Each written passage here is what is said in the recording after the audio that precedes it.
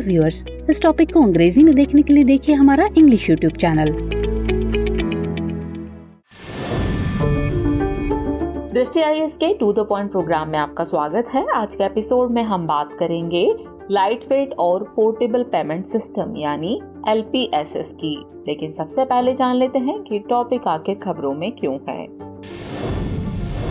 हाल ही में भारतीय reserve bank ने आपात परिस्थितियों के दौरान लेन देन सुनिश्चित करने के लिए लाइट वेट और पोर्टेबल पेमेंट सिस्टम यानी LPSS योजना शुरू करने की घोषणा की है। बता दें कि लाइट वेट और पोर्टेबल पेमेंट सिस्टम को RBI की 2022-23 की वार्षिक रिपोर्ट में प्रस्तावित किया गया था। चलिए जानते हैं लाइट वेट और पोर्टेबल पेमेंट सिस्टम यानी LPSS क्या है। ये पारंपरिक तकनीकों और वायर्ड नेटवर्क से स्वतंत्र है, जो मौजूदा भुगतान प्रणालियों जैसे UPI, NEFT और RTGS को रेखांकित करता है।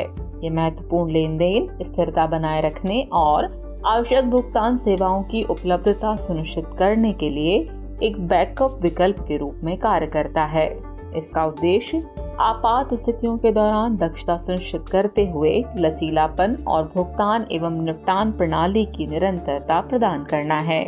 लाइट वेट सिस्टम एक पोर्टेबल है और इजीली एक्टिवेटेड समाधान प्रदान करता है, जिसे न्यूनतम संसाधनों के साथ संचालित किया जा सकता है। ये इसलिए जरूरी है क्योंकि UPI, NEFT और RTGS जैसी पारंपरिक भुगतान प्रणालियां प्राकृतिक आपदाओं या युद्ध के कारण होने वाले व्यवधानों के प्रति संवेदनशील है।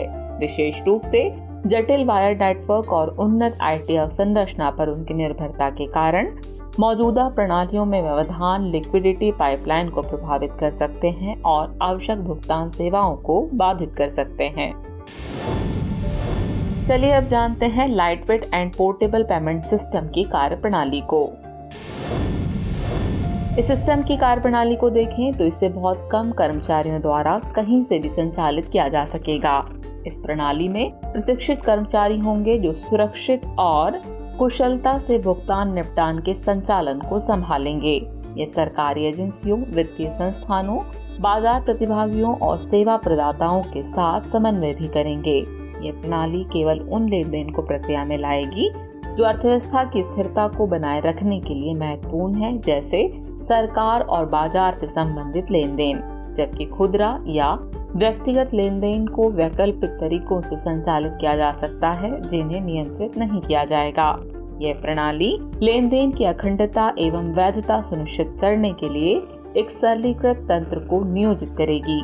साथ ही यह सुलह और लेखा परीक्षा उद्देश्यों के लिए लेन देन का रिकॉर्ड भी बनाए रखेगी।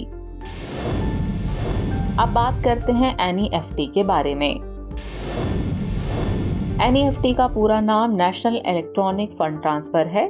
ये एक इलेक्ट्रॉनिक फंड ट्रांसफर प्रणाली है जिसमें एक विशेष समय तक प्राप्त लेन देन को बैचों में संसाधित किया जाता है। यह आमतौर पर 2 लाख रुपए तक के फंड ट्रांसफर के लिए उपयोग किया जाता है। इस प्रणाली के माध्यम से धन हस्तांतरण के लिए RBI द्वारा कोई सीमा नहीं लगाई गई है। हालांकि बैंक अपने बोर्ड के अनुमोदन से अपनी स्वयं की जोखिम अवधारणा के आधार पर राशि की सीमा निर्धारित कर सकते हैं। और आखिर में बात RTGS की। तो चलिए जानते हैं RTGS क्या है। RTGS का पूरा नाम real time gross settlement system है। यह लाभार्थी के खाते में धन के रियल टाइम हस्तांतरण को सक्षम बनाता है।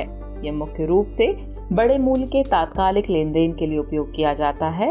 इस प्रणाली के माध्यम से हस्तांतरित न्यूनतम राशि 2 लाख रुपए है, जबकि इसके माध्यम से हस्तांतरित अधिकतम राशि की कोई सीमा निर्धारित नहीं है। यहाँ रियल टाइम का अर्थ निर्देश प्राप्त करने के साथ ही उनकी प्रोसेसिंग से है, जबकि ग्रॉस सेटलमेंट या सकल निपटान का तात्पर्य है कि धन हस्तांतरण निर्देशों का निपटान व्यक्तिगत रूप से किया जाता है। चलिए अब वक्त हो चला है इस टॉपिक से रिलेटेड अभ्यास प्रश्न को नोट करने का। तो अभ्यास प्रश्न है, लाइट वेट और पोर्टेबल भुगतान प्रणाली के संबंध में निम्नलिखित कथनों पर विचार कीजिए। कथन 1 है कि पारंपरिक तकनीकों और वायर नेटवर्क से स्वतंत्र है, जो मौजूदा भुगतान प्रणालियों जैसे UPI, NEFT और RTGS को रेखांकित करता है। और कथन 2 है, इसका उद्देश्य आपात स्थितियों के दौरान दक्षता सुनिश्चित करते हुए लचीलापन और भुगतान एवं निपटान प्रणाली की निरंतरता प्रदान करना है। उपरोक्त में से कौन सा ऐसे कथन सही है या है, आपको ये बताना है। आपके ऑप्शन है ऑप्शन ए केवल 1, ऑप्शन बी केवल 2, ऑप्शन सी 1 और 2 दोनों, या फिर ऑप्शन डी न तो 1 और न ही 2। तो व्यूअर्स, इस प्रश्न का जवाब कमेंट बॉक्स में देना न भूलें। जल्दी मिलते हैं नए एपिसोड में किसी और नए टॉपिक के साथ। तब तक के लिए शुक्रिया।